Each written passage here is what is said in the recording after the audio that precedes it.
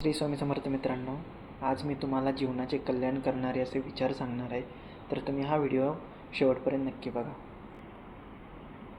पहिला, सकाळी उठल्यानंतरनं प्रथम स्वतःच्या तळहाताचे दर्शन घ्या. यामुळे तुमचा दिवस खूप छान जाईल.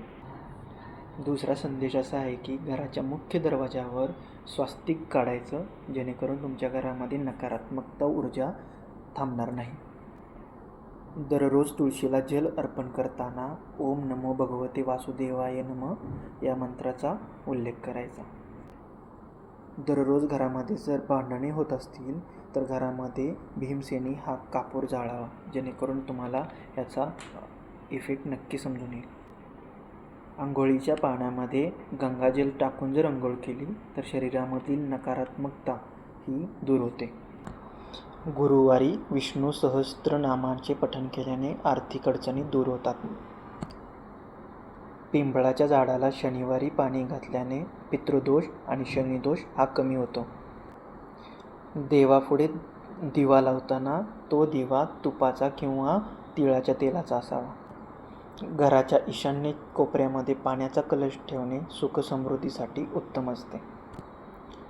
दर मंगळवारी हनुमान चालीसाचे पठण केल्याने भीती आणि संकटही दूर होतात. स्वयंपाकघरामध्ये कधी पण चपाती गाईसाठी काढावी, पहिली चपाती गाईसाठी काढावी, ज्यामुळे आपल्या अन्नामध्ये बरकत राहते. आपल्या कुलदेवतेचा फोटो घराच्या मुख्य देवाऱ्यात आणि मध्यभागी असायला पाहिजे. शनिवारच्या दिवशी गरिबांना काळे तीळ किंवा अन्न दान केल्याने शनीची कृपा लाभते. रोज गायत्री मंत्राचा 108 वेळा जप केल्याने बुद्धी तीक्ष्ण होते. आपल्या घराच्या उंबरठ्यावर सायंकाळी दिवा लावला तर आपल्या घरामध्ये लक्ष्मीचे आगमन होते. दक्षिण दिशेला पाय करून कधीच झोपायचं नाही, यामुळे आपलं आरोग्य बिघडतं. कपाळावर चंदनाचा टिळा लावला तर मन शांत राहतं आणि आपलं एकाग्रता वाढते.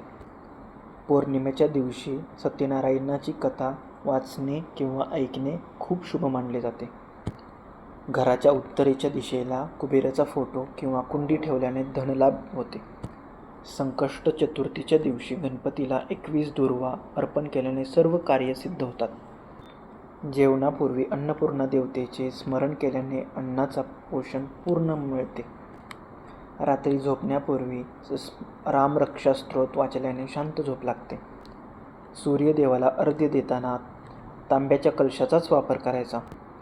घरामध्ये कोष्टेची जाळी जी असतं ते वेळोवेळी काढायचं, यामुळं राहूचा दोष आपल्याला लागत नाही. दर शुक्रवारी देवी लक्ष्मीला कमळाचं फूल किंवा पांढरी मिठाई अर्पण करायची. पांढरा शुभ्र शंख घरामध्ये ठेवायचा आणि ते वाजवला तर यामुळे वास्तुदोष दूर होतात. अमावास्येच्या दिवशी उंबरठा स्वच्छ करून तिथे रांगोळी काढायची. शिंक आल्यानंतर किंवा जांभ्या आल्यानंतर विष्णू किंवा राम या देवताचं नाव घ्यावं. गुरुवारी पिवळ्या रंगाचे कपडे परिधान करणे गुरुग्रहासाठी शुभ असते. घरामध्ये कधीही आपली कोणत्याही कुलदेवताची या कोणत्याही देवतांची फ्रेम जर खराब झाली असेल तर ती कधीही भिंतीला लावू नये, त्याची पूजा करू नये. ती फ्रेम पाण्यामध्ये नक्कीच विसर्जन करा, हे शुभ नसते. मंत्रांचा जप करताना नेहमी जपमाळ वापरायची, शक्यतो तुळशीची किंवा रुद्राक्षाची. कोणत्याही प्रवासाला निघायचं असताना दधिवामन स्तोत्राचा जप केल्याने प्रवास सुखकर होतो. तिजोरीमध्ये एक छोटी सुपारी आणि लाल कपड्यात बांधलेले नाणं कधी पण ठेवायचं. कावळ्याला किंवा कुत्र्याला जर आपण अन्न दिलं तर आपल्याला पितरांचा आशीर्वाद चांगला मिळतो. तुळशीचं पान जर आपण तोडत असेल तर कधीच रविवारी आणि एकादशीला तुळशीचं पान तोडायचं नाही.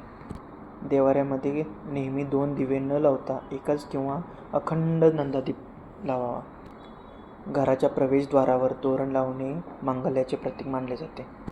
श्री स्वामी समर्थांचा मंत्राचा जप केल्याने मानसिक बळ मिळतं. घरामध्ये मोरपंख ठेवल्याने वास्तुदोष दूर होतो आणि नकारात्मकता नष्ट होते. संकटाच्या वेळी व्यंकटेश स्तोत्र वाचल्याने मार्ग नक्कीच सापडतो. घराच्या छतावर कचरा किंवा जुन्या वस्तू कधीच साठवून देऊ नका. दर बुधवारी गणपतीला गूळ खोबऱ्याचा नैवेद्य दाखवला तर अडकलेली पण कामे पूर्ण होतात. दर शनिवारी पिंपळाच्या झाडाला प्रदक्षिणा घातल्या तर आपलं आयुष्य नक्कीच वाढतं. घराच्या मंदिरामध्ये देवाची मूर्ती 6 इंचापेक्षा मोठी कधीच नसावी. श्री स्वामी समर्थ मित्रांनो. तर आपला हा व्हिडिओ तुम्हाला जर आवडला तर लाईक करा, चॅनलला सबस्क्राईब करा आणि शेअरसुद्धा करा. धन्यवाद.